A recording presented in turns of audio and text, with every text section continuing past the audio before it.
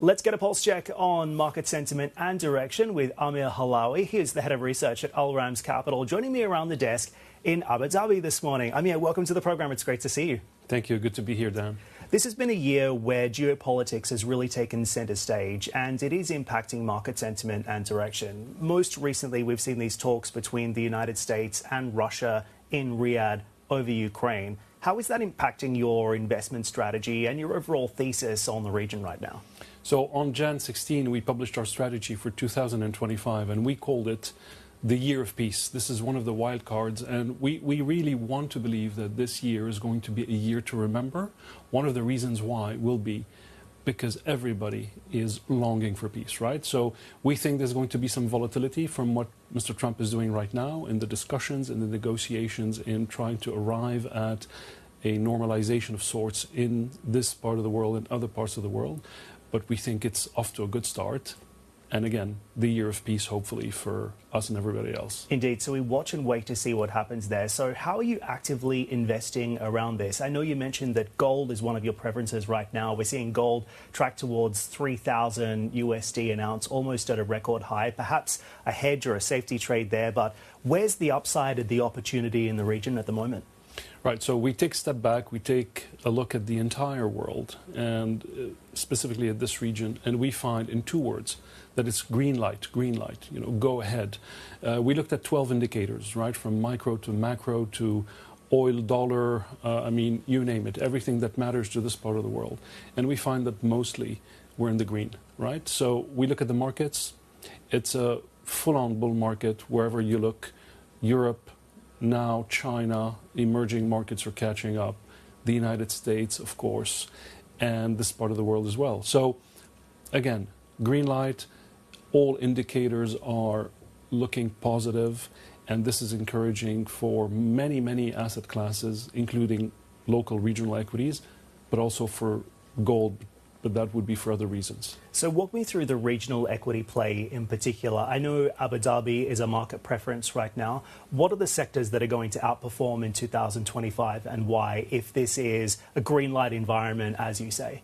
So we're saying green light in the UAE. UAE is a favorite among GCC countries, again, for multiple reasons, but let's mention one of the most obvious, which is the fiscal break-even price of oil at $50. We are $20 or $30 above that today, 25 on the Brent. So every barrel of oil that we produce is an addition, a cherry on top for investment and infrastructure in particular. And this is going to probably continue to push the region and the UAE ahead of other countries. The stock market has confirmed our view so far to date. I mean, the markets are up mid-single digit, Saudi low single digit since the beginning of the year. Kuwait is slightly ahead, but that's a different story. So UAE a favorite. Within the UAE, Abu Dhabi is a wild card. Abu Dhabi needs to catch up. There's a lot of things happening in Abu Dhabi, and as we walk the path to more transparency, more communication, more disclosure, and more investment, we think Abu Dhabi might shine in 2025. In terms of the sectors, as you ask, oil, infrastructure, mobility is a great call in Dubai from our perspective, and also financials. Really interesting to watch. And you have identified 15 must-buy stocks and 10 wildcards. I think you were alluding to this a little bit before, but what is the top pick for 2025 from a stock perspective? And if you had to pick one sector, what would it be? So I'm not going to talk about stock specifics. Your viewers can look at our research and pick whatever they like. However, if we focus on the sectors specifically, I think Dubai mobility has a lot to offer. The government is encouraging the sector, and this is translating into the pockets of shareholders in terms of dividends and very visible cash flow. Another very visible ecosystem is the ADNOC with the infrastructure spend in Abu Dhabi. So everything related to ADNOC name seems to be doing really, really well and has more steam ahead. We've hosted 5 CEOs in the past couple of weeks in the context of the earnings publications, and look, what we see is very, very exciting. And I want to highlight one last point, which is the earnings. The earnings are the major driver for what we're seeing here. We're still seeing double-digit earnings growth in the UAE, and so green light. Let me ask you about what's happening in the United States as well, because as goes the US, so goes the rest of the world, at least for now. That correlation seems to be intact. The US is in a bit of a Goldilocks moment right now. The dollar's in breakout mode. It seems like there are a lot of investors who also share your view that there is a green light there. How long can that last, and what's the biggest risk to the outlook in your view? So clearly there are risks. We need to talk about them.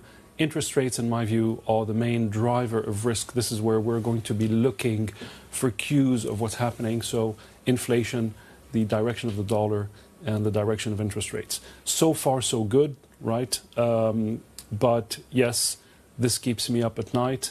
And every morning I look at where the interest rates are going. So inflation is the main concern, the main worry. And with everything that's going on in terms of the tariffs and the discussions, this is a very well flagged concern. Perhaps we should look at what inflation is doing. So it's the tariff impact on inflation that worries you the most about the US equity outlook right now? Absolutely. There's going to be a path in 2025. The first quarter is about the negotiations. This is obviously a lot of uncertainty there and is bringing volatility to the markets. The second quarter will see some adjustment perhaps to these new discussions. And then in May, we'll have a change at the Fed, which will also be quite significant in terms of what's going to happen to interest rates. So all in, the environment is good, but we need to watch for the risks, and there are significant risks, particularly because the valuations in the United States are 40% above their historical average.